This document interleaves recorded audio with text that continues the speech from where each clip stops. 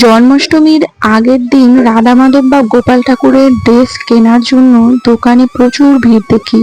কিন্তু নিজের হাতে বানিয়ে মন মতো ডিজাইন করে ঠাকুরকে পরানো একটা আলাদা আনন্দ। আমার এক পরিচিতি এই ব্লাউজ পিস দিয়ে বলেছিল ঠাকুরের ড্রেস বানিয়ে দিতে। আমিও তার কথা মতো ড্রেসটা বানিয়ে দিলাম। তোমরা এরকম গ্লজি কাপড় দিয়ে ঠাকুরের ড্রেস বাড়িতে বা টেলারের কাছেই বানিয়ে নিতে পারো, তাহলে কিন্তু মন মতো হবে। চলো দেখে নাও কিভাবে আমি বানিয়েছি এটা। প্রথমে এটা কৃষ্ণ ঠাকুরের জন্য ধুতি আর তার সঙ্গে একটা ময়ূরপুচ্ছ বানিয়ে দিয়েছি, উপরে টপ আর একটা ওড়না, সাথে রাধারও তাই।